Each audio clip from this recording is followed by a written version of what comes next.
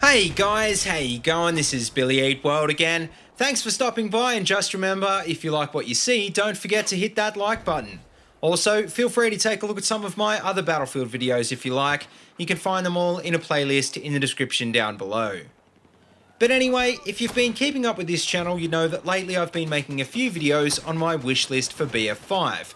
One topic we haven't covered yet though is sniping, and this is a big one for me because it's one of my favourite things to do in game. BF4 is probably one of the best games for sniping ever made, but that being said, I think it could stand to be a bit more realistic. And also, I've got to admit, as good as BF4 is, there are a few things I think other Battlefield games did better. Before we start though, I should point out that I don't really have any problems with the actual physics of sniping. And that's because in my opinion, BF4 pretty much got the balance spot on, especially when it comes to damage model and ballistics. That being said though, you might have a completely different opinion on this, so if you do, make sure to let me know. But just remember to hit that like button if you do agree with anything in this video, because not only does it help me out, it also makes the devs take notice.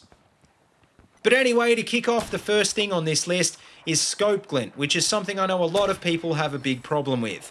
This was introduced back in BF3, and in a lot of ways it kind of makes sense, but it also completely screws up the stealth aspect of long-range sniping. I'm not suggesting that scope glint be removed altogether, but I would like to see some sort of anti-reflection attachment added in to compensate for it. And if for some reason the devs thought this would be OP in an attachment slot, I don't see why it couldn't just be added in as a feature on specific long-range scopes. Now, speaking of scope features, another thing that I've thought was pretty unrealistic for a while is the variable zoom attachment. And that's because if a scope has a variable zoom, then it's got a variable zoom. It's not like it's something you need to add onto it later on. And also, it doesn't make sense that you can't attach a laser or canted iron sights if you're using a variable zoom.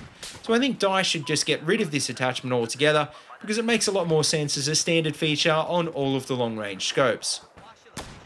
Now, while we're on the topic of more realistic scopes, I think another new gadget that would make a big difference is a dedicated spotting scope. At the moment, we pretty much have to use the PLD for this job, which looks cool but obviously isn't a sniping gadget. The PLD also has a fairly weak zoom, which is okay, but after the last few patches it doesn't really highlight long-range targets anymore, which means that at the moment we have to rely on mashing the spot button or scoping in to find targets, neither of which I think is very realistic.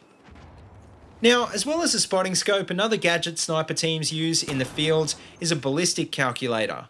This is basically a gadget that takes raw data like range, elevation and velocity and analyses it to help you make your shot.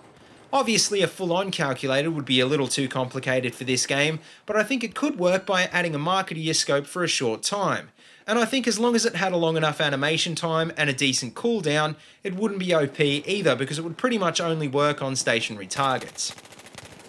Now, getting onto improvements from other games, one thing I'd like to see from Battlefield Hardline is different ammo types. In fact, I'd like to see snipers get both the Magnum and AP Tracer ammo, because I think there's just not enough customization for the bolt actions in BF4. I think this also makes sense because it's not likely to be a hard feature for the devs to add, considering it's already been tested. And the best thing is that these different ammo types already have pros and cons, so it's not like the devs would have to find new ways to balance them out. And finally, last but not least, another obvious feature to add that for some reason hasn't been in the franchise since Bad Company 2 is ghillie suits. Because when you think of a sniper, apart from the sniper rifle itself, a ghillie suit is usually one of the first things you think of. I mean, I guess you could argue that as a default uniform they are kind of OP, but there's no reason they couldn't be added back in as a gadget. This would make you have to sacrifice something else to use the ghillie, which hopefully would avoid the situation of every recon hiding in a bush. But anyway guys, that just about wraps up this quick video, so let me know what you think of these ideas and let me know what else you'd like to see in BF5. Also, don't forget to like, comment and subscribe, as well as check out the links in the description for more videos, and until next time, see you later and have a good one.